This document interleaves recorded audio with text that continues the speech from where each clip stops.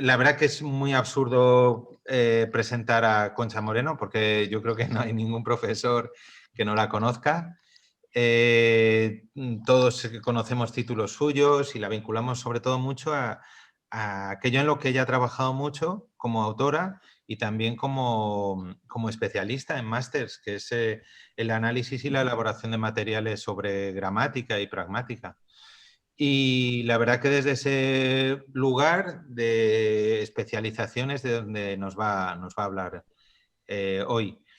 Y la verdad que, bueno, para nosotros es un lujo contar con ella en este encuentro y me gustaría agradecerlo pues a Concha en primer lugar y también a los dos artífices de este sueño que se llama el Instituto Avanzado de L, que son dos amigos con a los que tengo muchísimo cariño, que son Pepe Torreblanca y Román Navarro Giner, a quien mucha gente durante mucho tiempo ha creído que éramos primos o familiares de algún tipo, ¿no? Bueno, y sin más, Concha, por favor, te dejo la palabra y estamos totalmente atentos a lo que nos enseñes. Pues muchísimas gracias, Pedro. Gracias al Instituto Cervantes de Nueva Delhi por darme la oportunidad y muchas gracias a mis compañeros del Instituto Avanzado de L, Román y Pepe, porque me ayudan un montón en estas cuestiones digitales y además porque creo mucho en el proyecto que han empezado. Y vamos directamente a lo que yo quería compartir con vosotros. No sé si habéis visto el vídeo, y en el vídeo hablaba de 3 patas, que son mi experiencia personal de muchos años, la experiencia vivida en Japón y la experiencia que estoy viviendo ahora en el Instituto Avanzado de L. Entonces, muchas de vosotras y vosotros estáis ya inmersos en la nueva situación de la interacción digital y a lo mejor lo que yo os voy a decir ya os suena. Pero para mí es muy, muy importante compartir y que podamos compartir juntos algunas ideas que se han formado en mi cabeza después de 7 años viviendo en Japón. Entonces, aunque pongo primero contenidos, quiero empezar primero por continentes, porque después de revisar el vídeo no quería tocarlo, pero vamos a ver si esto pasa o no pasa. ¿Por qué no pasa? Si antes ha pasado. Vale, y aquí pregunta, y antes de que empecéis a compartir las ideas en el chat, quiero hacer una aclaración. Buen alumnado. ¿Qué entendemos por buen alumnado? Entonces, por buen alumnado, cada uno puede leer lo que quiere, pero lo que me importa es que precisamente compartáis esta idea. Yo tengo en la cabeza lo que es el buen alumnado como profesora que ha estado en Japón, en un país de Asia. No sé si corresponde con las ideas que vosotros tenéis del buen alumnado. Entonces, vamos a empezar por ahí. ¿Qué es el buen alumnado? ¿Y nace o se hace? Es decir, ¿uno naturalmente es buen alumno porque sí? ¿O los profesores hacemos que el alumno se convierta en bueno? Estoy atenta a vuestras respuestas.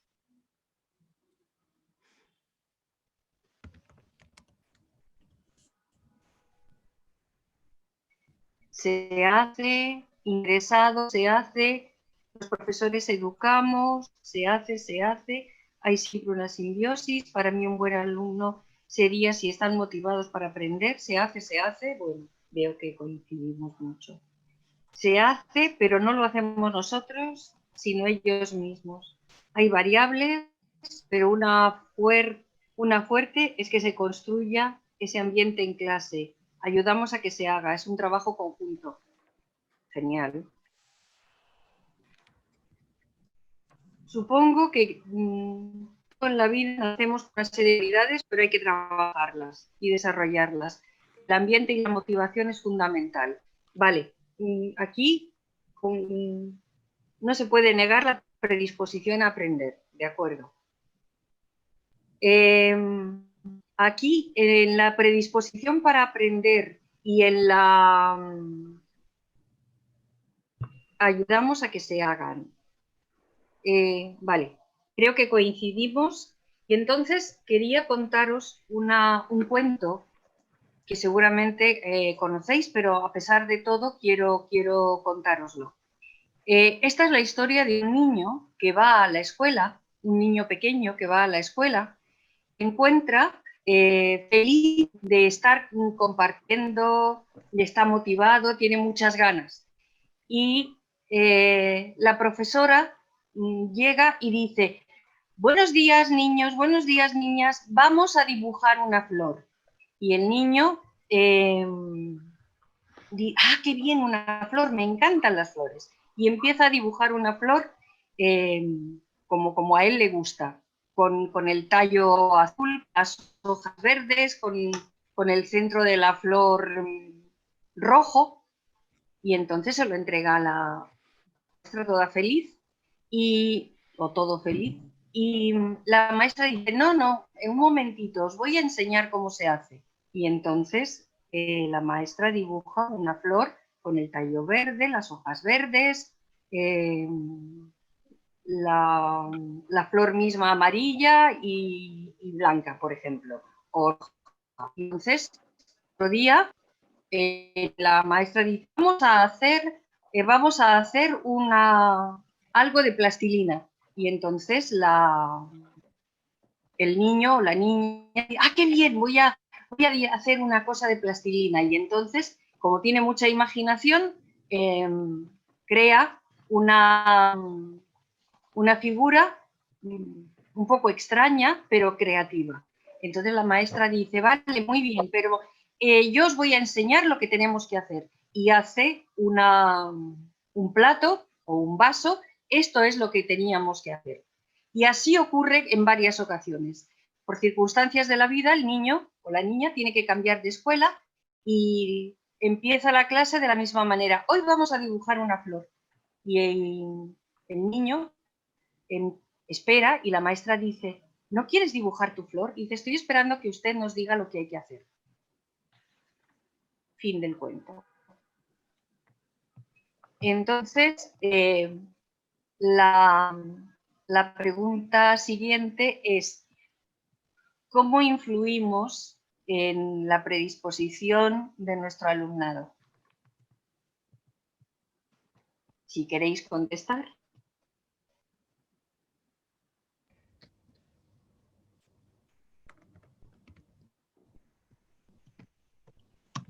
Muchísimo.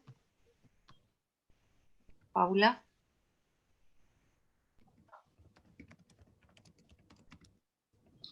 Queremos guiar, no limitar. Es una marca que dejamos. Como Paula, muchísimo. Todo lo que el docente determina la actitud del alumnado. Esto es. Condiciona mucho para bien y para mal. Creo que compartimos esta idea de nuestra influencia. Hay una cita antigua de Pine y Boy que aparece en aquellos libros de Cambridge University Press, que dice que el buen alumno tiene esta predisposición natural a aprender, pero sobre todo es consciente de sus estrategias, está motivado. Pero lo que a mí lo que yo tuve del artículo que leí es que el buen alumno percibe antes la predisposición del profesor que los conocimientos que tiene. Entonces, hay un punto importante en esto de cómo influimos en nuestro alumnado, y es qué llevamos al aula y cómo lo transmitimos. Pero no como con técnicas o incluso con sabiduría, sino con nuestra sola presencia y nuestras ganas de enseñar. Entonces, esa sí que es una cosa que a veces siento que la pantalla puede disminuir, pero creo que es una de las cosas más importantes, y luego, por supuesto, la formación y todo esto. Pero estoy leyendo de Gustavo, sí, efectivamente, muchas veces servimos para coartar su creatividad cuando debería ser lo contrario, incentivarla. La actitud lo traspasa todo. Aquí hay algo que no veo. Sí, efectivamente, muchas veces sí, lo mismo. Bien, entonces, si estamos más o menos de acuerdo en que podemos contribuir a mejorar algo que ya existe o a coartarlo, entonces vamos a pasar a otra pregunta o a otra reflexión. A ver si pasa. ¿Sí? ¿Qué puede determinar un estilo de aprendizaje aparte de la predisposición natural? Y tenéis ahí, y aquí tendríamos una encuesta que seguramente Pedro va a poner en acción. ¿Verdad, Pedro? ¿Estás ahí? Y si no se puede, No, no, ¿sí? no, sí. La encuesta lo que vamos a hacer, chicos, como os comenté, es vamos a ponerla a través de una pregunta que voy a copiaros aquí, ¿vale? Y os pedimos que penséis un poquito y luego podéis intervenir a través del chat, ¿vale? Vamos a ponerla. ¿Sí? ¿La veis? ¿Lo veis en el chat? ¿Sí? Que alguien me diga que sí o que no. Sí, sí, se ve. Vale. Sí.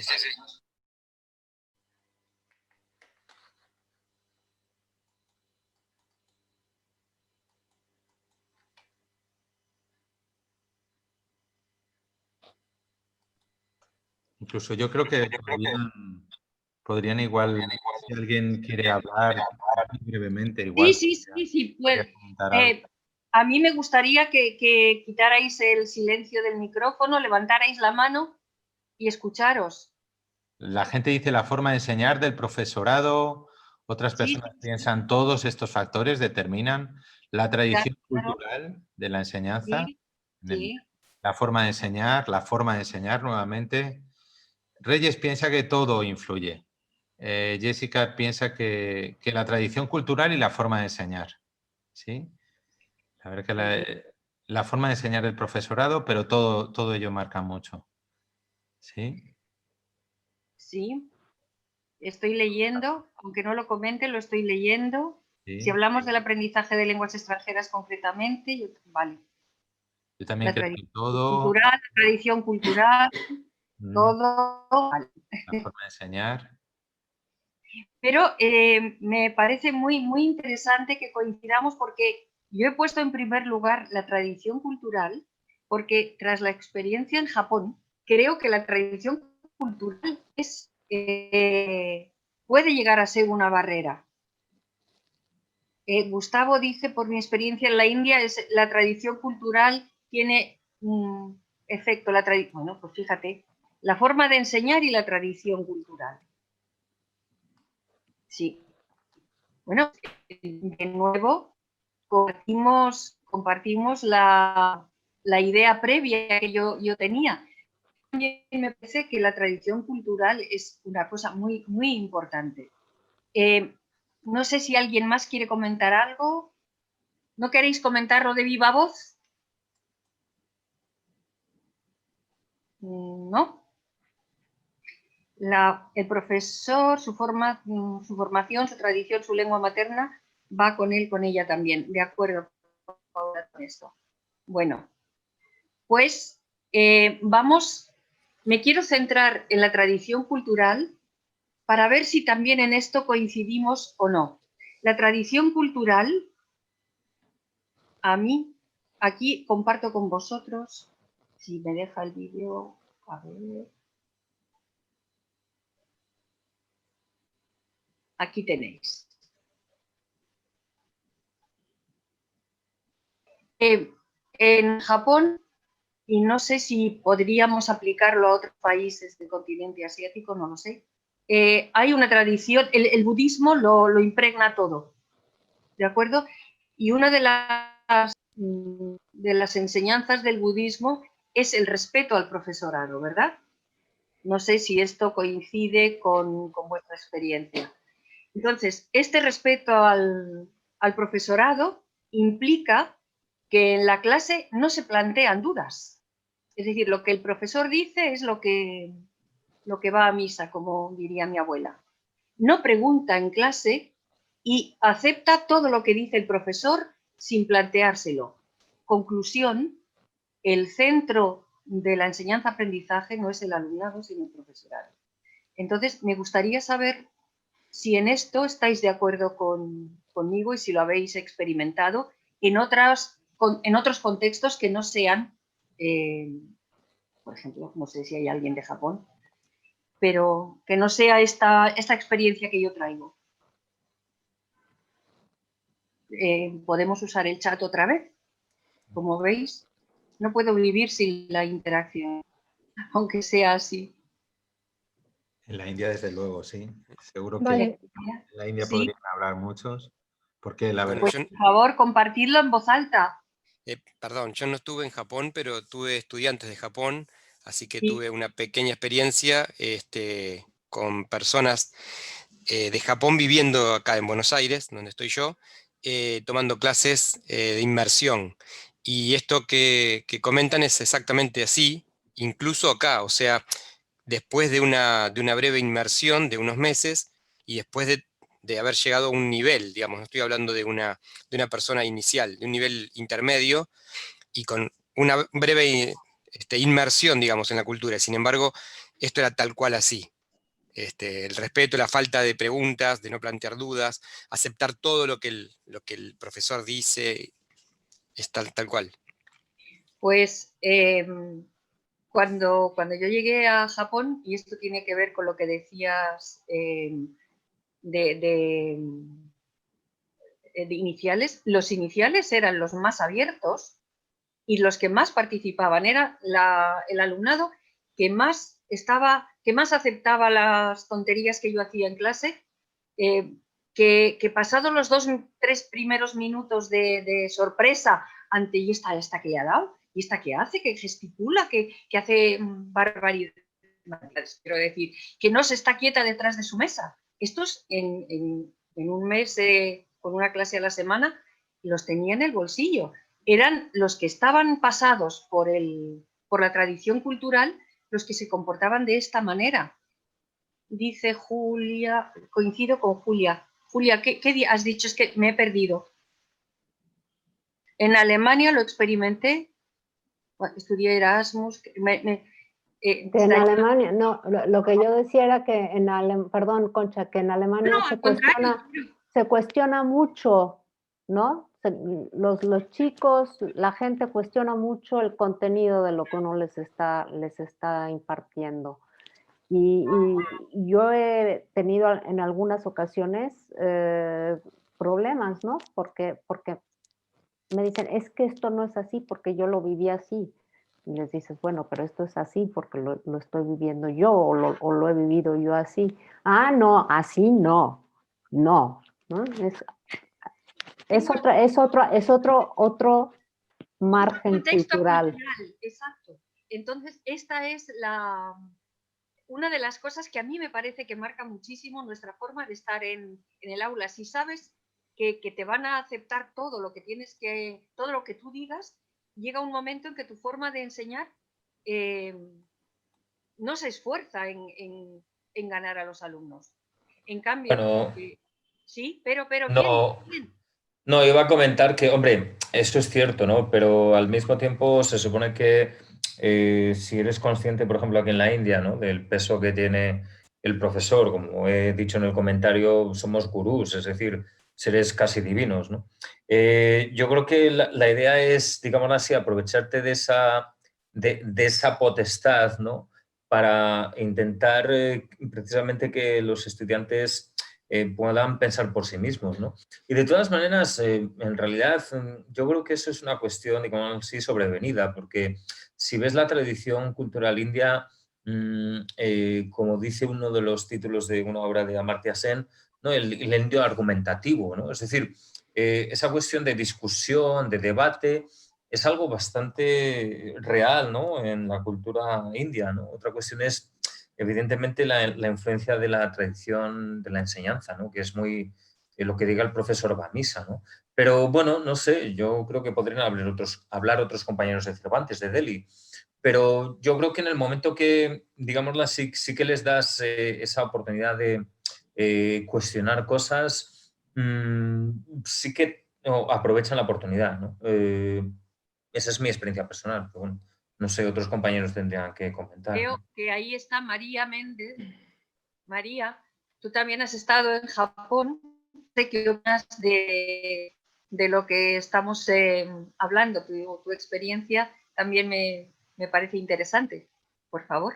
Perdón, que no era capaz de conectar el micro. Más o menos he tenido la misma que vosotras y que vosotros. Principalmente yo cuando llegué también me dijeron que no iban a participar, que no iban a hablar, que no iba a conseguir que hicieran nada, que no fueran a ser pasivos. Y me metieron el miedo en el cuerpo y luego todo se puede trabajar. Pues sí que es verdad que la tradición educativa y el papel que se le da en todas las otras clases les condiciona mucho, ¿no? Y fue un trabajo de muchos meses el conseguir que su desempeño en español fuera diferente porque, como bien sabe Concha, no se puede ni interrumpir a la profesora para preguntarle algo aunque tengas una duda. Tienen que esperar al final de la clase. No pueden levantar la mano antes que su compañero más mayor, si tiene algún senpai en el aula, no puede interrumpirle o preguntar antes. Esa persona puede por jerarquía preguntar antes o interrumpir antes. Una serie de cuestiones que para vencer hubo que trabajar mucho la dinámica de grupo, ¿no? Y lo que decía Concha, mucho la disposición que montamos en el aula, ¿no? La dinámica de grupo que gestionamos, ¿no? Y como sabe Concha, que estaba yo allí con ella, trabajamos muchísimo. Sí.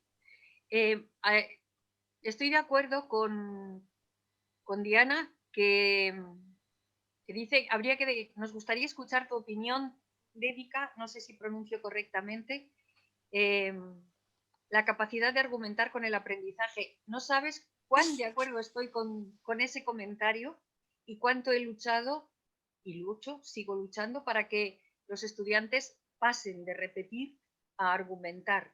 Entonces, Dédica, por favor, te escuchamos. Es que yo también he pasado por el mismo sistema educativo que los alumnos que tenemos en el Instituto Cervantes de Nueva Delhi y he visto que cuando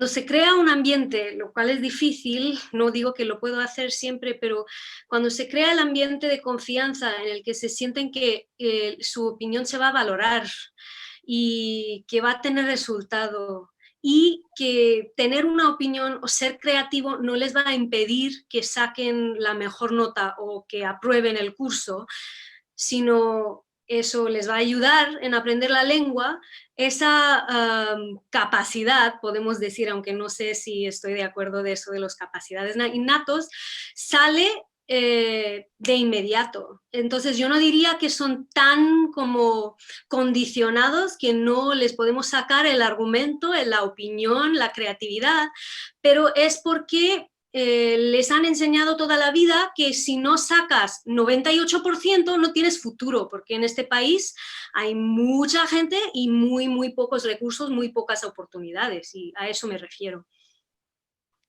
Pues estoy de acuerdo con Dédica.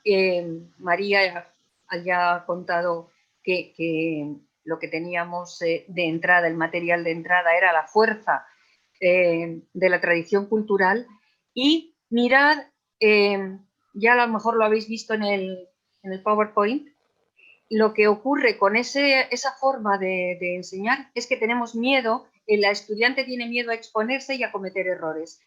Creo yo que era el gran drama inicial. No quiero cometer errores, no quiero que me miren mal. Otra de las cosas es no destacar preguntando o levantando la mano.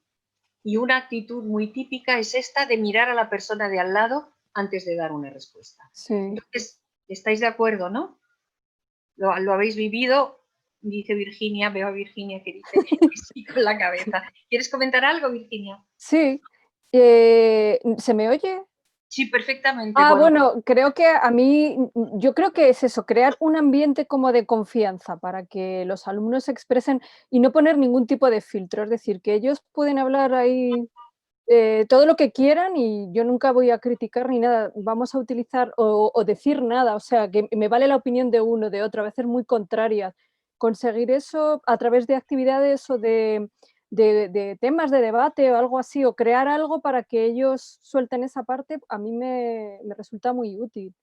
Y que no tengan miedo a decir, a expresar una opinión, pues yo creo que los alumnos indios pueden dar mucho juego en ese sentido. Yo he tenido muy pocos alumnos indios, pero me pareció que no tenían este problema que estoy yo mencionando.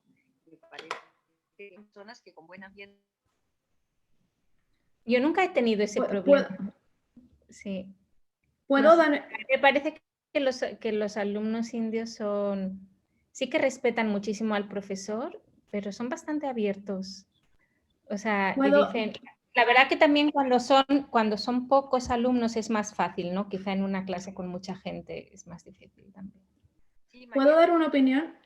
Yo he tenido la experiencia de vivir en el sur de India. El sur y el norte son prácticamente son como dos Indias, ¿no? Que tienen un denominador en común, pero tienen culturas y cosas muy distintas. Por lo tanto, yo viví 2 años en el sur y trabajé en una escuela internacional, pero en una ciudad que tenía vida de pueblo. Y cuando digo vida de pueblo es que con tradiciones y culturas muy arraigadas.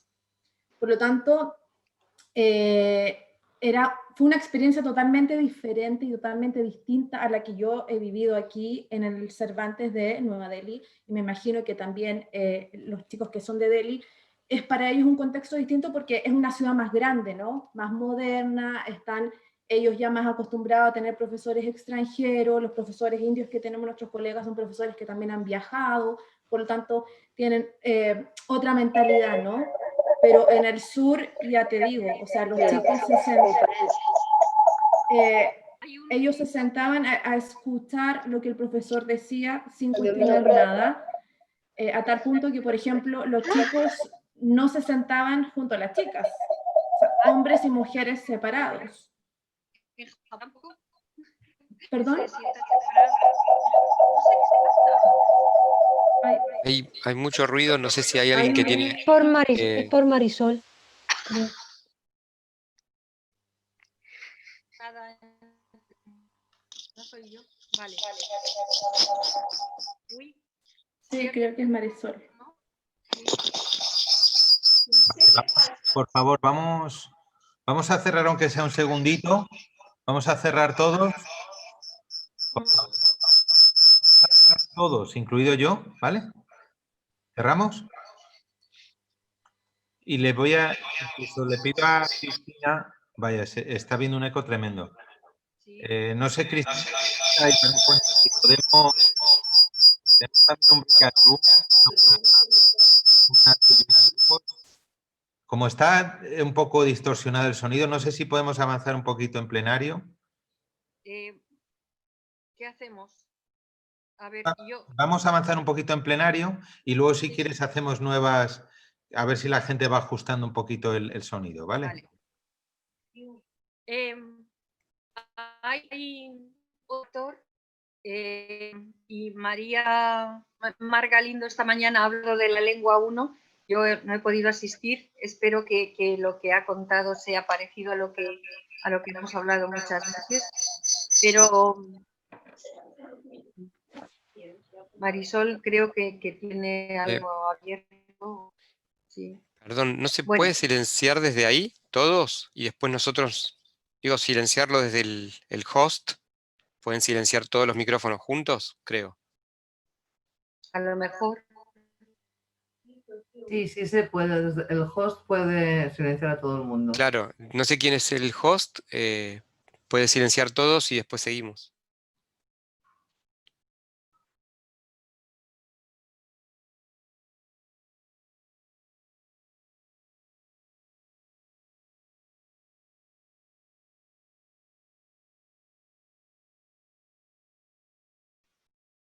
¿Me oís bien? ¿Sí? Vale. Sí, sigo. Perfecto. Decía que la influencia de la lengua también es muy, muy importante. En el caso del japonés, por ejemplo, tienen que aprenderlo todo.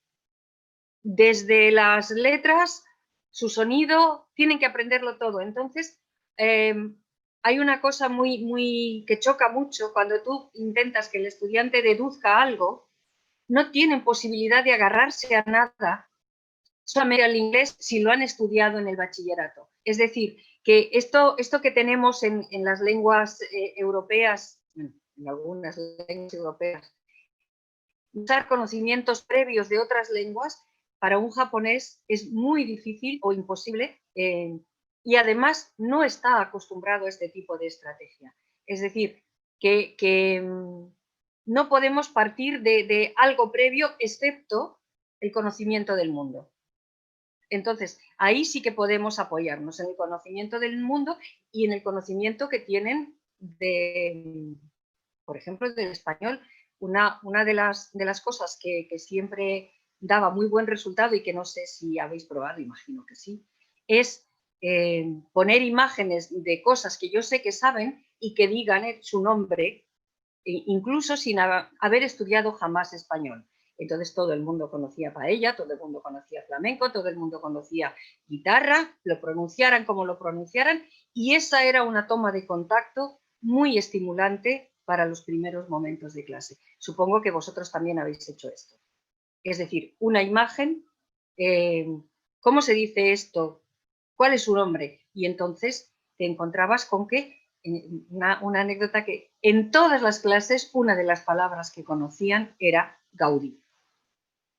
¿Por qué? Porque en Japón adoran a Gaudí. Entonces, incluso cuando hacíamos fiestas de puertas abiertas y venían los padres de los alumnos, también conocían a Gaudí. Entonces, eso sí podemos usarlo para animar y decir, ya sabes cosas. Otro de los factores que a mí me resultó difícil de asimilar fue que necesitan más tiempo para procesar una pregunta y responderla.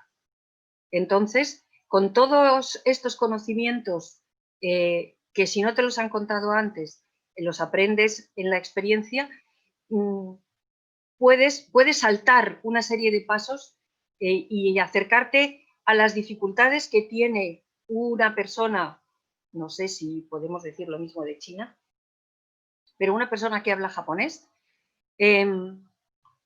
para comprender de dónde viene su silencio. No siempre es de la tradición cultural, también viene de la lengua. Es decir, otro factor que tiene que ver con la lengua es que están acostumbrados a acercarse a las palabras como kanjis. Todos sabéis lo que es un kanji, claro.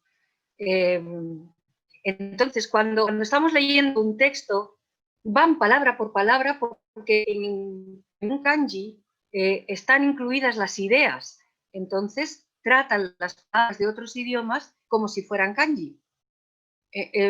Si no entienden una palabra del texto, se desesperan porque creen que se están perdiendo una información muy, muy importante. Entonces, intuyo que para las personas que hablan chino puede ser algo parecido. No sé si pasa con otras lenguas. ¿Creéis que esto es un factor determinante? Hola. ¿Sí? Yo creo Adelante. En mi caso, tengo la suerte de enseñar a alumnos rusos que quieren aprender, y hay muchos elementos de lo que estás comentando que es muy similar. Y Sí, ya no tanto, evidentemente, el alfabeto cirílico no es exactamente la misma cuestión que del japonés, porque es un poquito, en comparación sería más similar, ¿no? Pero sí que pesa mucho esta manera de acercarse a entender cada una de las palabras, cada uno de los elementos. Estoy intentando con adolescentes coger las ideas principales, no importa si lo sabemos todo o no, pero sí, o sea...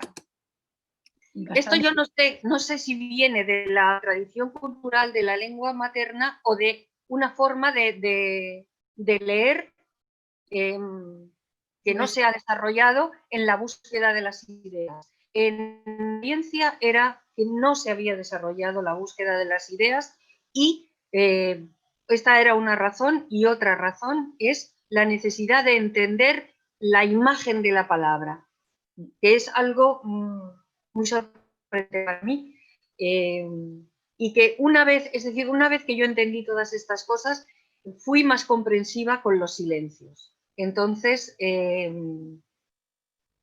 no solamente consistía en crear un buen ambiente, porque para mí era como natural, y después de no sé cuántos años haciéndolo, tratar a los alumnos con cercanía era algo que no me costaba.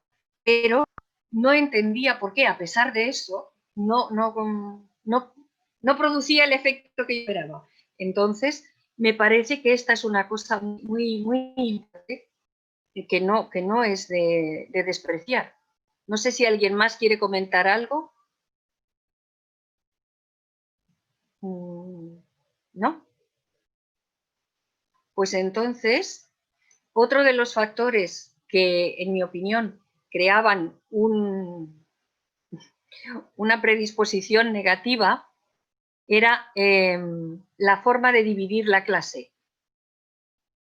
No sé cómo lo hacéis vosotros, yo espero que hayáis superado esto. La clase de gramática que la imparte el profesor japonés se dedicaba a la morfología, a la sintaxis y la pronunciación. Pronunciación en teoría. Y en la conversación teníamos que hacer interacción, comprensión auditiva, expresión escrita, contenidos culturales y además repasar lo que había hecho el profesor de gramática. Entonces, la llamada clase de conversación estaba saturada de trabajo que tenía que hacer y la interacción tenía muy poco espacio. Entonces, con esta primera parte, la conclusión de esta primera parte para mí es que cuando nos acercamos a un país alejado de nuestra cultura, nos encontramos con un tipo de alumnado que a lo mejor está pasado por la tradición cultural, está pasado por su lengua materna, y la falta de participación, la falta de actividad, la falta de interés aparente por lo que estamos enseñando, no es falta de interés, sino todo esto que he señalado. Para mí, un estudiante que me cuestiona es un buen estudiante, porque me obliga a replantearme las cosas que estoy haciendo.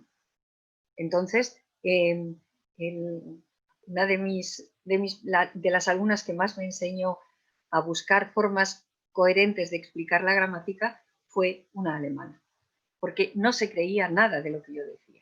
Entonces era, ¿y por qué? ¿Y por qué? ¿Y por qué? Y este ejemplo, y el otro, y el de más allá. Yo decía, Hanna, por favor, espera, otro ejemplo, otra situación. Aprendí muchísimo con ella. Entonces, entre un alumno silencioso que lo acepta todo y un alumno que cuestiona, yo me quedo con el que cuestiona. Pero a cuestionar hay que enseñar, si no está en tu tradición cultural o en tu manera de ser. Y supongo que esto lo compartimos, ¿verdad? Sí, veo que decís que sí. Entonces, sí, adelante, Paula. Nada, es que me están viniendo muchas ideas, perdonadme. Comparte. Tanto en Bangladesh como en Rusia, que son en los lugares donde más tiempo he estado, todas las veces que he marcado 4 normas muy básicas, que eran las de interrumpir, cometer errores, mentir si era necesario. Paula, perdona que te interrumpa. Otra de las cosas divertidas que descubrí fue que los estudiantes, cuando hacías, por ejemplo, una cosa que yo hacía muchísimo en la clase era con los diálogos del libro, yo les pedía que en parejas continuaran ese diálogo por lo menos 2 intervenciones más. Y como no podían creer que ellos estuvieran en esa situación, eran incapaces de, entre comillas, mentir. Sí, me hace mucha gracia. Yo cuando he establecido esas reglas al principio y las he usado yo, después he creado o he ayudado, o por lo menos me parecía, a crear un poco ese ambiente para que digamos, se soltaran un poco. Pero al hilo de lo que acabas de decir, con los pequeños en Rusia, es imposible, o sea, me cuentan su vida, es que no pueden mentir en otro idioma, es una cosa. Y bueno, hasta donde llegamos. Sí, lo que yo les digo, les decía, es, no, si aquí no tienes que contar la verdad. Se trata de actuar, imagina que estás en un papel. Y entonces, sí, como decía María, sí que se puede conseguir y solamente necesitas más tiempo y tienes que dar muchas oportunidades. Porque, como dice la diapositiva siguiente, con esta metodología de foco en los contenidos, de enseñar la lengua extranjera en lengua materna, presentar demasiados contenidos, repetir reglas que no aclaran problemas, pocos ejemplos y poco tiempo para crear los suyos, ¿qué conseguimos? Entonces, como estáis participando mucho, es necesario que deje tiempo. Aquí había una interacción, pero la interacción está funcionando muy bien, entonces os doy mi respuesta, no sé si la compartís, es que este tipo de alumnado sabe sobre la lengua, memoriza reglas, no reacciona con sus propias palabras. Esto es lo que decimos de ponerse en el papel de actuar. Y hay una cosa que es muy importante para mí, como más o menos especialista en gramática, es que no adquiere conciencia lingüística. Es decir, ¿cuál sería el contexto? ¿Cuándo dirías esto? ¿Por qué esto está mal? Es decir, cuando haces una reflexión sobre la lengua, todo lo que se salga de la regla que ha dado el profesor de gramática se convierte en un drama. Y entonces conseguir que adquieran conciencia lingüística era uno de mis objetivos, vaya. Otra de las cosas es que fosiliza errores.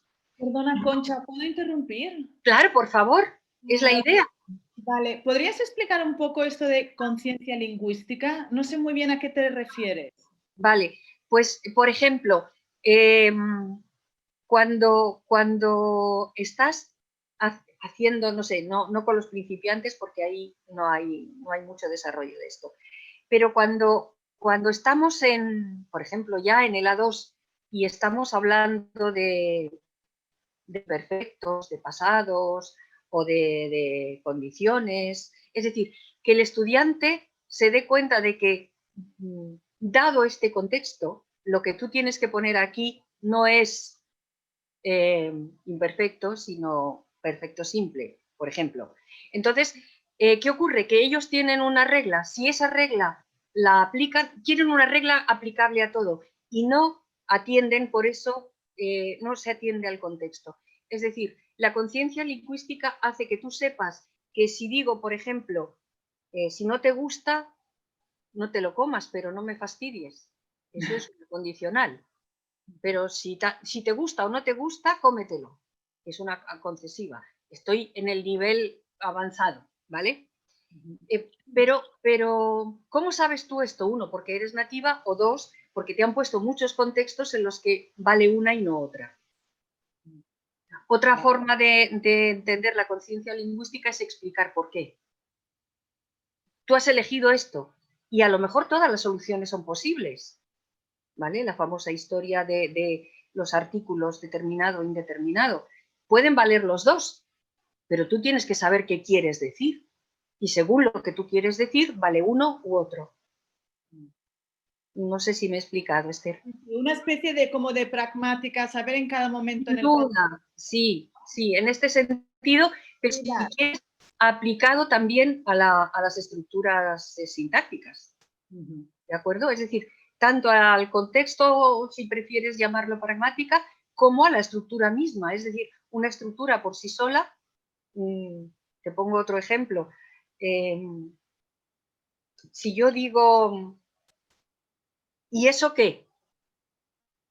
¿Cómo lo usas? ¿Y eso qué? Tiene que ir detrás de algo que hayas dicho tú. Entonces, eso afecta al sentido, pero también afecta a la estructura. Y eso que va detrás, yo no puedo usarlo al principio porque remite a algo que hemos dicho anteriormente. Entonces, este tipo de enseñar la gramática, según la experiencia que yo he tenido, no se pone en práctica en Japón. Y estoy poniendo ejemplos de nuestro nivel, digamos, de nivel de profesorado, pero podríamos bajar de nivel y os pondría los mismos ejemplos. Bueno, no los mismos, quiero decir, casos parecidos para la conciencia lingüística. Vale, de nada. A mí me gusta la gente que interrumpe y pregunta. No sé si queréis hacer algún comentario más sobre esto. Esto de la conciencia u otra cosa. ¿No? No, pues entonces vamos a lo siguiente.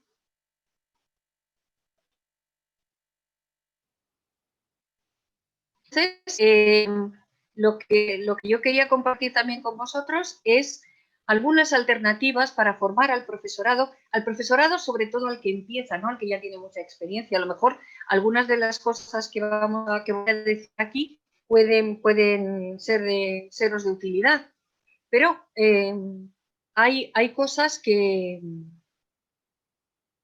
adquieres con la experiencia, pero si te acortan el camino, si te dan ideas, luego tú con esa creatividad de la que hemos dicho antes, que puede ser innata, tú puedes decir, mira, esto que yo hago también me sirve para esto otro, ¿vale? Tenemos 3 puntos: proponer algo misterioso, focalizar el problema, que tiene mucho que ver con la gramática que sabe el profesor. Perdona el paréntesis, esto hace referencia a lo que hemos dicho antes de los contenidos, es decir, me voy a centrar en los contenidos porque es lo mío, ¿vale? Y luego buscar explicaciones abarcadoras. Siempre cito a Manuel Leonetti, que decía que una regla que no vale para el 100% de los casos no es científica. Entonces, por eso se dice que la lengua no es científica o que las explicaciones de la lengua no son científicas. Pero bueno, yo no me atrevo a decir esto, pero me atrevo a decir que las explicaciones deben ser abarcadoras y no contradictorias. Entonces, lo que les hemos dicho en primero o en el A1 tiene que valer para el C, solamente que ampliado. ¿Estáis de acuerdo conmigo? ¿Sí? Sí. Vale. Pues entonces vamos a proponer algo misterioso. ¿Qué es? ¿Con qué programa has hecho esta presentación? Román, ¿estás ahí? Es un PPT y esto es un GIF. Sí. Pero no sé. Sí, Román, ¿estás ahí? La presentación es PowerPoint y lo que estamos viendo es un GIF que lo hemos hecho con Adobe Premiere Pro. Vale, pues venga. ¿Qué es esto? Estamos en clase de gramática. Ay, me encanta que no contestéis rápidamente. Lo estáis pensando, me encanta. Es algo gramatical, puramente gramatical. ¿Cuál es la pregunta? Perdón. La pregunta es, ¿qué tema gramatical creéis que estamos estudiando? Os doy una pista. Las preposiciones. Sí. ¿Preposiciones de lugar o qué? Sí. Yo creo que es A, ¿no? A. Ir a. Hasta. Hacia a. ¡Qué bueno! Me encanta. Vale. ¿Alguna idea más?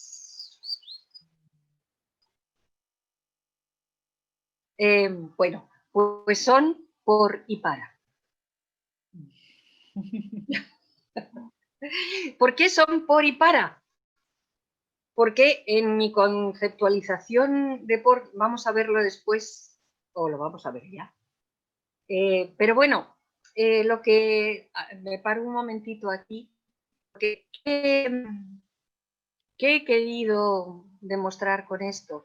Que si ponemos algo que sea misterioso, Es decir, el estudiante se va a interesar por descubrir qué es, por qué la profesora ha hecho esto. Entonces, hemos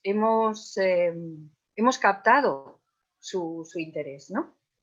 Entonces, ahora vamos a ver si la profesora y su creatividad y su locura permite que esto se explique así. Vamos a ver. Esperar que voy a ir para... Luego vuelvo al otro. A ver. Tenemos aquí un videíto en el que vais a ver lo que... Una de las cosas que os comentaba al principio, no sé, tiene que ver con los valores reales de preposiciones y cómo esos valores reales se proyectan en el tiempo y en el valor metafórico de las mismas. Vamos a empezar con el valor real y el valor real, en primer lugar, que es el espacial. Dicen los psicólogos que lo primero que hace un bebé, un niño, una niña, es a controlar su espacio. Entonces, el primer significado de las preposiciones es el espacial. Y de ese valor espacial pasamos al temporal y del valor temporal pasamos al metafórico. Esto es algo que vamos a aplicar en este caso a por y para, pero que podríamos aplicar a las demás preposiciones. Uy, perdón. Vale, entonces, si volvemos a la diapositiva, volvemos aquí, en este caso, lo que estamos haciendo con el palo de billar es hablar de la causa. La causa es lo que mueve a la acción. Por lo tanto, el palo de billar es por. ¿Sí? Después, con los usos del tiempo, del espacio pasamos y del tiempo pasamos a lo metafórico o a lo nocional, como decía Potier. La acción, que es la bola, se dirige hacia una meta y eso es para. Entonces, con la bola de billar, el taco y el agujerito, no sé si es tronera o no sé, bueno, el agujerito de la mesa, tenemos la línea completa de la causa y de la meta. Y mira qué rima me ha salido. Entonces, se trataría ahora de ver si la mayoría de los usos de por y para encajan en esta explicación. ¿De acuerdo? Si nos ponemos estrictos en el caso de por heredado del latín, hay diferentes fuentes que forman el significado actual de por y entonces no todos los casos de por se pueden explicar desde el espacio. ¿De acuerdo? Pero muchos. Entonces, por ejemplo, cuando estamos hablando, ya hemos captado la atención de los estudiantes y entonces ahora sí que entra la parte de formación, por ejemplo, en gramática, que tiene que ver con cómo vamos a explicar las reglas, los usos, sin dar 28 casos. Es decir, los casos que se presentan como casos, la mayoría de las veces son solamente variantes del caso inicial, del prototipo. ¿Estáis de acuerdo conmigo? Pero bueno, esta no es una clase de gramática, es solamente para presentaros la idea de captar la atención del estudiante presentando algo misterioso que enlace con lo que vayamos a decir después. ¿De acuerdo? Entonces, pasar del uso espacial al temporal y al metafórico o nocional, siguiendo una primera explicación que hemos sido capaces de dibujar. ¿Vale? Vamos a ver después cómo puede seguirse dibujando esto. ¿Sí? Y el otro punto era de dónde procede el error, de ser y estar. La eterna pareja que nos causa tantísimos problemas. Entonces, si tuviéramos que focalizar la causa de los errores, ¿encontraríais alguna? ¿Seríamos capaces de decir esto procede de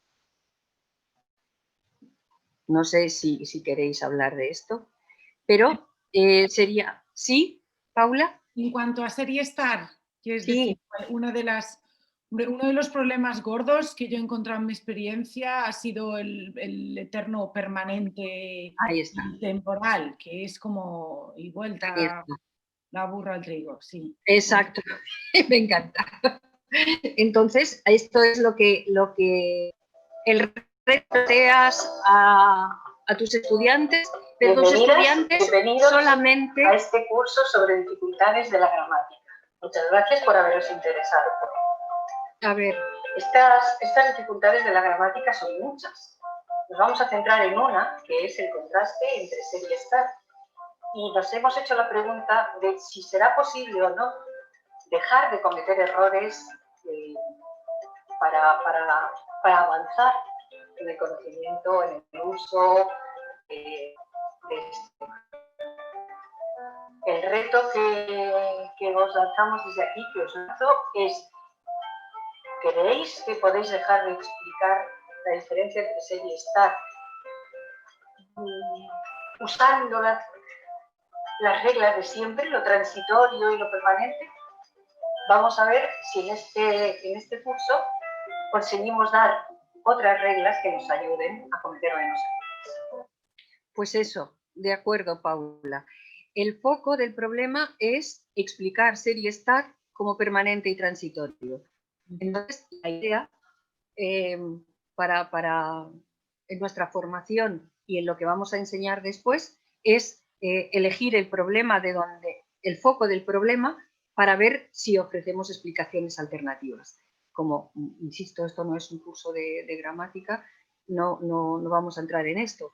Pero sí vamos a ver ahora, en las últimas diapositivas, una forma también dibujada de, por ejemplo, referirnos a ser y a estar, para que los estudiantes lo asocien cuando están haciendo, por ejemplo, un ejercicio, aunque sea un ejercicio de huecos, tengan presente, o bien lo tengamos proyectado en la pantalla, estas imágenes para ver si corresponden con lo que están diciendo.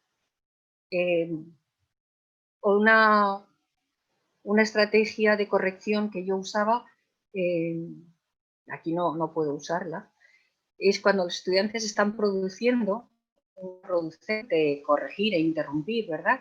Pues entonces una de las cosas que yo hacía era aplicar la tos pedagógica, que consiste en que cuando el estudiante se confunde, a mí me entra una tos agudísima, terrible, y al mismo tiempo la mirada acompaña a algo que está en la pantalla o en la pizarra, en mis tiempos en la pizarra, para que vieran y se autocorrigieran. Entonces, esto con los dibujos lo podemos hacer hoy día con muchísima facilidad, puesto que tenemos recursos fantásticos a nuestro alcance. Entonces, hemos visto focalizar el problema, plantear algo misterioso, hacer que eso misterioso se alargue en el tiempo de la explicación para que no haya contradicción. ¿De acuerdo? Entonces, tenemos aquí esto que ya hemos visto lo espacial, temporal y metafórico, y entonces vamos a ver otro ejemplo del por con valor metafórico. Es decir, si por es el motor, cuando hablamos de movimiento, es el movimiento a través de o a lo largo de, ¿sí? Porque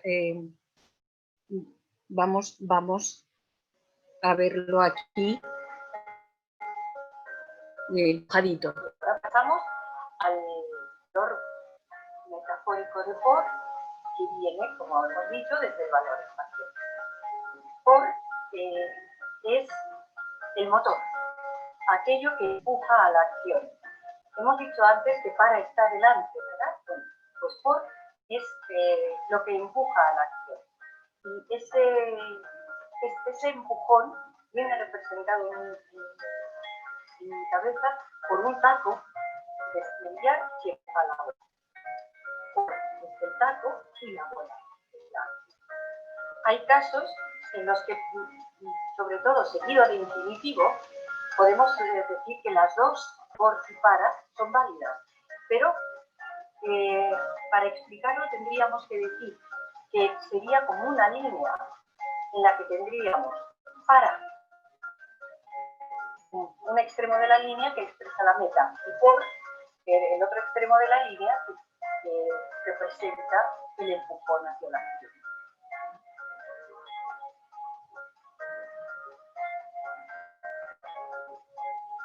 De los ejercicios que vamos a hacer después, veremos qué predomina en un caso o qué predomina en otro. Espero que esos ejercicios os ayuden a ver que la regla es casi válida en el 100% de los casos. Vale, entonces vamos a poner después la diapositiva siguiente. Veis que estoy jugando con dos problemas gramaticales que son dos parejas, y para y ser y estar. Y entonces vamos a ver ahora, volvemos a ser y estar. Y decía antes que los dibujos pueden acompañar las reglas. Entonces, hemos dicho, bueno, yo he dicho, que ser con adjetivos y participios define, clasifica y generaliza. ¿De acuerdo? Entonces, ahí tenemos esta forma de explicar ser con una imagen, es decir, la forma de llevarlo al aula, que también se podría hacer de forma digital, supongo, sería llevar diferentes cajas, ¿de acuerdo? Y en esas cajas poner, por ejemplo, profesora. Aquí lo tenemos en forma de probetas de laboratorio. Pero cuando estamos definiendo, lo que estamos haciendo es meter en cajas, es decir, esta persona es guapa, esta persona es alta, esta persona es inteligente. Lo que estamos haciendo es meter en la caja con las características de todas esas personas que son guapas, inteligentes, divertidas, y entonces defino, clasifico, como haría una persona en un laboratorio. Entonces, si yo tengo esto en la pizarra o en la pantalla y el estudiante dice estoy y me entra la tos pedagógica, entonces sabe que está definiendo. Y esto es lo que decía antes de la conciencia lingüística. Les estamos enseñando una lengua, pero también a poder explicar por qué. ¿De acuerdo? ¿Sí? Entonces, lo mismo ocurre. ¿Qué hace estar? Estar expresa estados o sirve para ubicar. ¿Qué es un estado? ¿Es algo transitorio? Pues puede ser algo transitorio. El problema de lo permanente y lo transitorio no es que sean mentira, es que no son pedagógicamente rentables. Es decir, que si yo estoy cansada ahora, a lo mejor dentro de media hora no lo estoy y ha cambiado. Pero explicar eso como la definición, como la regla, explicar estar, lo que produce es errores por extensión. Entonces, los estados pueden ser permanentes o transitorios, y ahí aparece el estar muerto y el ser joven. ¿Hay algo más inestable que ser joven? Doy fe. ¿Hay algo más permanente que estar muerto? Es decir, cuando una catedral es antigua, una vez fue nueva. Entonces, no es que sea mentira lo de transitorio y permanente, es que no es rentable pedagógicamente. Entonces tenemos que buscar otra fórmula y, por ejemplo, esta de clasificar y definir y poner las cajas y poner aquí, todas las personas que son inteligentes están aquí metidas y tú quieres ser inteligente, te metes en esta caja. Entonces meter en cajas puede ser la forma de enseñar a usar ser o usar estados haciendo que los alumnos tomen posturas, ¿de acuerdo? Y enseñarles que los estados no son algo que siempre es transitorio, sino que puede ser permanente, ¿de acuerdo? Entonces, las imágenes pueden ayudar a fijar la regla y a apoyar el uso. ¿De acuerdo? No sé si tenéis alguna pregunta sobre esto, algún comentario. Sí, solo que, o sea, esto está muy bien, pero luego lo de las excepciones es inevitable.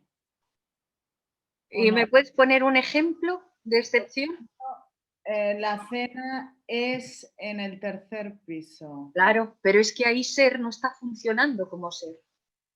Ahí ser está funcionando como un verbo cualquiera. No he empezado por decir esto, porque a los principiantes o a los del nivel A2, esto a lo mejor todavía es pronto para decírselo, pero ser como verbo copulativo puede funcionar también como verbo de significado pleno. Es sinónimo de tener lugar u ocurrir.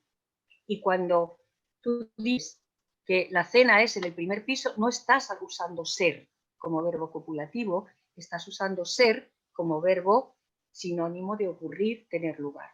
Entonces, eso no es una excepción. Perdona, Concha, ser no es un verbo copulativo. Ah, pues copulativo dices, vale. ¿Y lo del verbo de significado pleno? Hacer, comer, venir. Que no es copulativo ahí.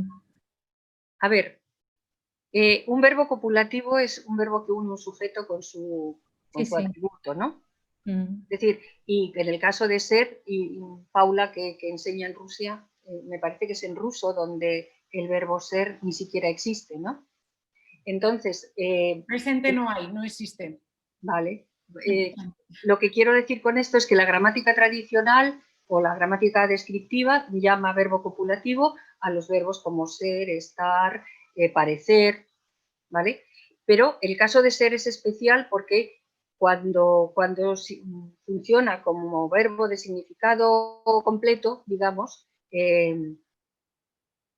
puede aparecer. Cuando tú dices, por ejemplo, esa famosa cita de yo soy el que soy, o todos los sabios, el ejemplo de Fray Luis de León, feliz aquel que lejos del mundanal ruido sigue la senda de todos los sabios que en el mundo han sido. Ahí ser no es un verbo copulativo, es un verbo que significa existir. ¿De acuerdo?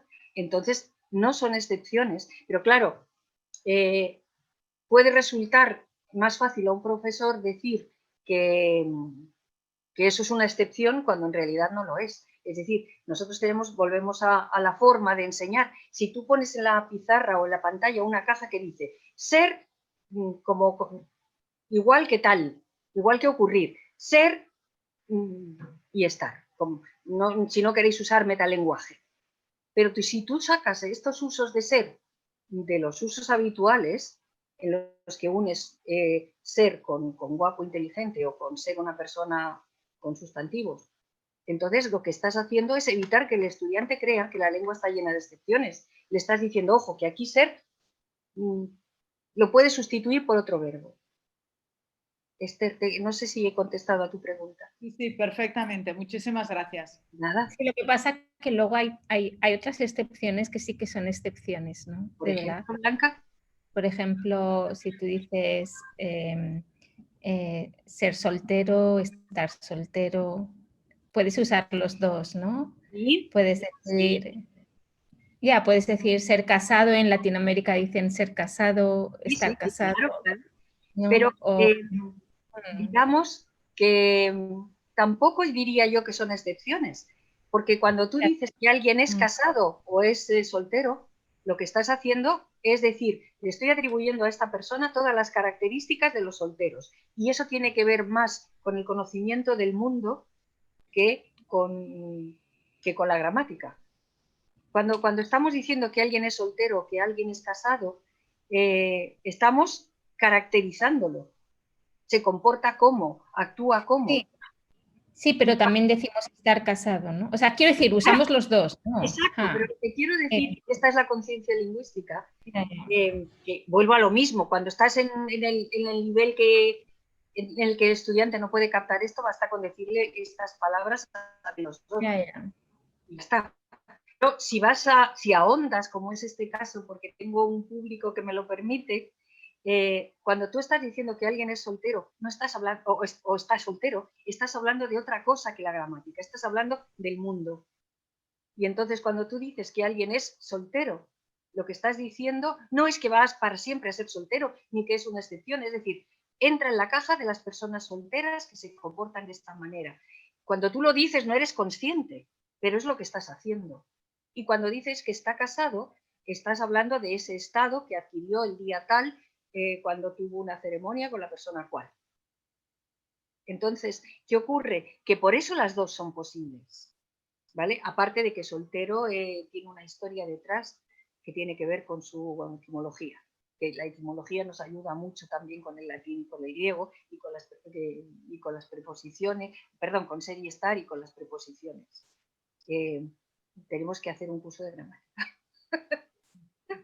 Porque hay muchas cosas que vas aprendiendo porque los preguntones te llevan a todo esto, ¿vale?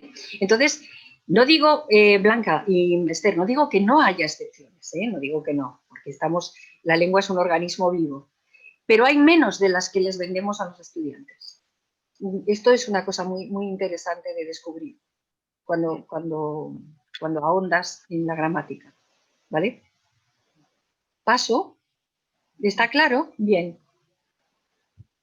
Y aquí está el dibujito que enseñar, que representa los usos. A ver si muevo esto para ver yo también el... Aquí, los pongo aquí. Uno, tenemos el uso de por espacial, es decir, movimiento a través de, pasea por la habitación, ¿sí? Viaja por España. El número 2 es también el uso espacial de a través de se cayó por la ventana, ¿vale? Y entonces, ¿qué tenemos en el 5? En el 5 tenemos el uso temporal, es decir, cómo podemos entender, por ejemplo, cuando decimos que esta persona vendrá por Navidad o vendrá por el 5 de... No, el 5 no, que soy. Por el 15 de diciembre, ¿qué estamos diciendo? Estamos haciendo lo mismo que en uno. Entonces, no es un uso diferente, es un uso proyectado, es el uso de por espacial que se proyecta en el tiempo. ¿De acuerdo? Y lo mismo le pasa al 3. El 3 es el movimiento real de para hacia la meta. Entonces, sea una meta, voy para casa, sea una meta, lo hago para aprender, o sea una meta temporal como es el número 4. ¿Sí? Cuando llego para Navidad, quiero decir que es Navidad y entonces voy a llegar o en Navidad o antes. En cambio, si llego por Navidad, llego alrededor de Navidad. ¿De acuerdo? Entonces, fijaos cómo se junta tener claras las conceptualizaciones con el apoyo de la imagen. ¿De acuerdo? Entonces, hoy en día que sois expertas, expertos en las tecnologías os pueden apoyar si tenéis bien claras las conceptualizaciones. Entonces, una clase de gramática, que estos son, como os decía antes, los contenidos y que enlaza con la interacción, el estudiante va a ver la regla, ¿de acuerdo? Y después, si surge la excepción, porque la conceptualización es clara, ya la tenemos preparada, es decir, tenemos que saber cuál es de verdad una excepción. ¿Sí? Y, como decía Blanca, ¿se puede decir ser casado y estar casado? Claro que sí. ¿Pero por qué? Y tenemos preparada también la explicación. ¿Sí? ¿Comentarios? ¿Preguntas? Voy a ver el tiempo. Perdón, sí, voy a preguntar otra vez, perdón. Es que no acabo de... O sea, el 1 y el 2 lo veo claramente. ¿Sí? El 4 también vendré para Navidad, ¿no? ¿Sí? El 3 y el... O sea, el 5... no, el 3 y el 5 no... ¿Qué querías decir? Tenemos aquí juntos por y para, que no sé si lo he dicho, si está claro. El 1, el 2 y el 5 son por. y el 3 y el 4 son para. Entonces, para es, recuerdas que habíamos dicho, la bola que se dirige a la meta. Aquí no es la bola de billar, es un personajito. Es nuestro Pepe que lo ha dibujado, ¿sí? Que se dirige a su meta. Va para casa, va para el colegio, ¿sí? El uso temporal proyectado es vendré para Navidad, ¿sí? Metafórico sería estudio para aprender, está delante de mí, es la meta. Si entiendo bien, estás comparando el uso espacial y el temporal. En el caso de... En casos uno con por y otro con para, sí. Y yo añado a esto que no está dibujado aquí, porque en realidad es lo mismo que el 3, estudio para aprender. Cuando digo estudio para aprender, tenemos ahí delante la meta, aprender es la meta. ¿De acuerdo? ¿Te queda claro? Sí, sí, vale, ¿sí? Muy bien. Sí. ¿Y el 5 ya te ha quedado claro también? Es como una aproximación, pero en lugar de espacio, en el tiempo, ¿no? Eso es. ¿Sí? Vale. Pues tenemos aquí otra imagen y otra explicación. A ver qué os parece.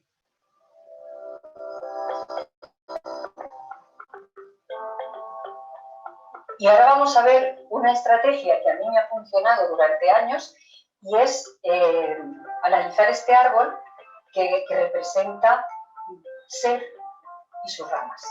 En el tronco tenemos ser con su característica fundamental. Dejadme que interrumpa un poquito. En este caso estamos en un nivel no de A1 a A2, pero la idea que os propongo es, hablando de la conceptualización clara corresponde al tronco, ser, definir, clasificar, ¿vale? Y entonces, dependiendo del nivel de los estudiantes, vamos añadiendo ramas, ¿de acuerdo? Entonces, fijaos, en realidad, ser como verbo copulativo no se opone nunca a estar cuando va construido con sustantivos, pronombres, es decir, cualquier elemento nominal, ¿de acuerdo? Entonces, si yo digo que soy una mujer o que soy mujer, el problema no es que sea permanente o no, es que mujer es un sustantivo que necesita construirse con ser. Y ahora hacemos, ya sé que estáis pensando en la aparente excepción, pero vamos a ver, vamos a ver. Entonces, si pudiéramos explicar desde el principio con palabras técnicas, les diríamos a los estudiantes que ser se construye con sustantivos, infinitivos, pronombres, cualquier cosa sustantivada o sustantivable. ¿De acuerdo? Entonces, en este caso no se pone nunca a estar. Y no tiene nada que ver que sea transitorio, permanente, es decir, es una regla, digamos, de la sintaxis. Ser más sustantivo, pronombre, oración de relativo, todo esto va con ser porque es una prescripción. ¿De acuerdo? En realidad, el problema nos lo plantean los adjetivos y los adverbios, pero sobre todo los adjetivos. Es decir, esta es otra cosa que podemos empezar a desbrozar. Es decir, ser, el problema, la oposición sería estar, solo se da con adjetivos o adverbios. Concha, ¿de acuerdo? Concha, sí. Perdona. Mira, voy a hacer una maldad y al tiempo te digo, por favor, que bueno, quedan como 5 o 7 minutos. La maldad sí, muy bien.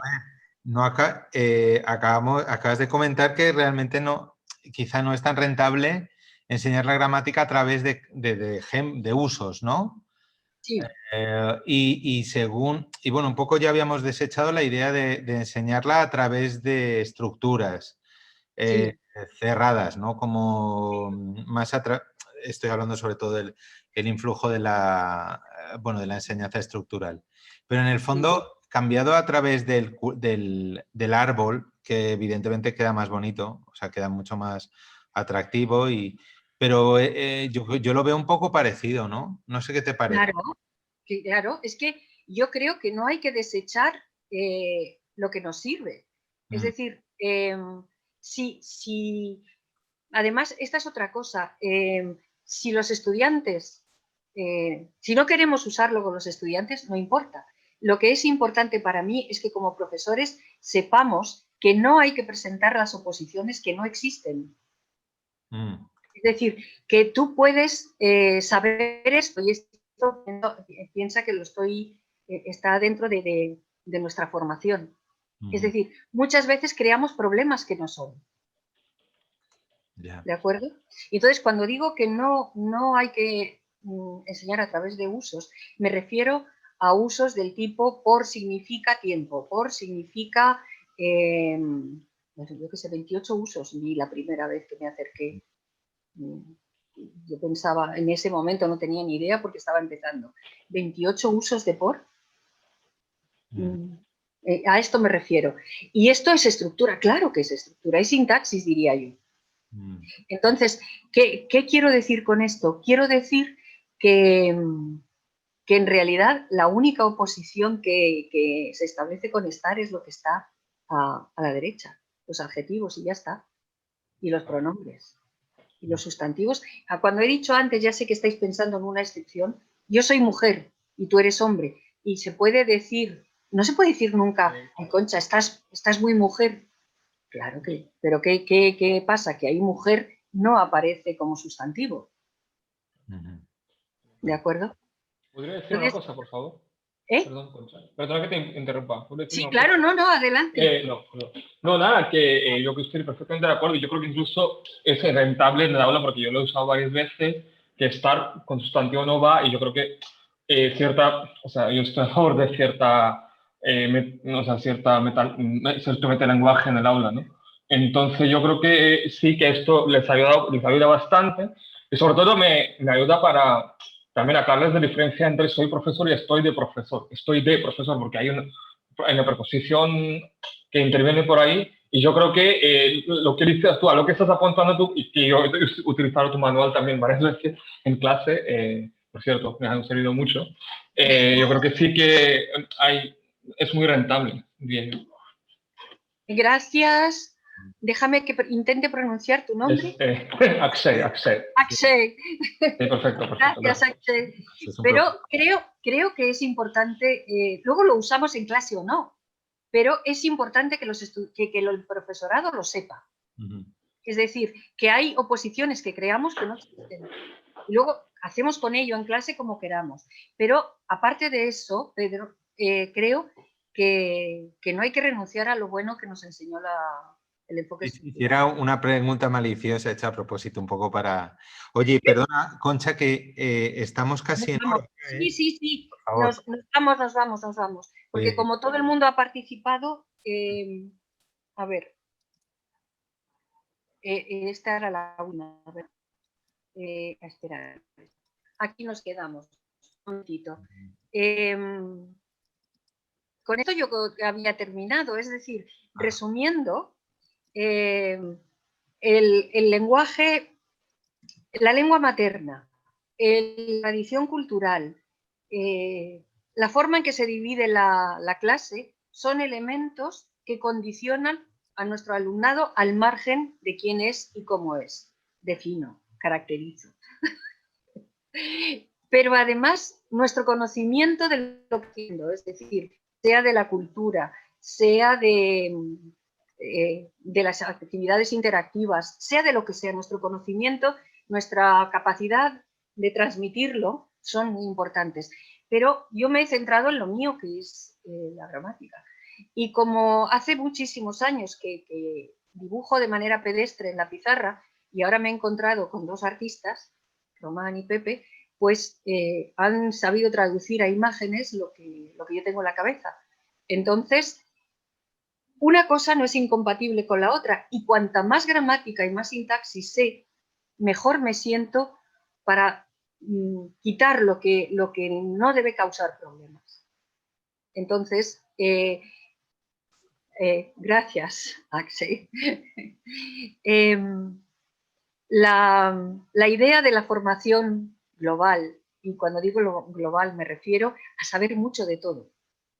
Es la relación que yo tenía cuando empezaba a dar los primeros pasos y que sigo teniendo, porque a la velocidad que van las cosas sigo teniendo que aprender mucho. Entonces, dejad que, aparte de daros las gracias, os anuncie que parte de estas cosas que hemos visto las trabajaremos más a fondo en un curso que tenemos con el Instituto Avanzado de ELE, y ahí tenéis las fechas, y que tendremos un webinario gratuito el 8 de enero. Es el minuto de publicidad. Bueno. Muchísimas gracias por estar ahí. Creo que he cumplido el horario, ¿verdad? Perfectamente. Muchísimas gracias. Un aplauso, Concha. Creo vamos gracias, muchísimas gracias. Micros y un aplauso. Y si tenéis más, no hace falta, gracias. Si tenéis más preguntas, ¿tenemos 2 minutos para más preguntas o no, Pedro? Lo siento, pero es que a las 5:10 hora de España, que aquí serán las... Bueno, aquí ya es tardísimo, son las 9:30. Empezamos las experiencias. Realmente, a ver, esto de los... Y voy a ser súper breve. Esto de las formaciones en línea es súper interesante. Vamos a sortear un curso, este curso de 4 preguntas de gramática que siempre has querido aclarar, que nos ofrece el Instituto Avanzado de ELE, y que aquí, bueno, un poco ha comentado y ha presentado también Concha. Pero uno de los problemas que tiene la formación, en este caso los cursos online, es que necesitamos ir a otro enlace y necesitemos pues que todo el mundo pueda colocarse, y realmente aquellos retrasos que antes teníamos en el online son muy complicados, ¿vale? Perdonad tanto ponentes como asistentes, porque seguro que querríais hablar y comentar muchísimas cosas con Concha, que es una oportunidad única de interactuar con una autora tan reconocida, ¿vale? Muchas gracias a todos. Gracias.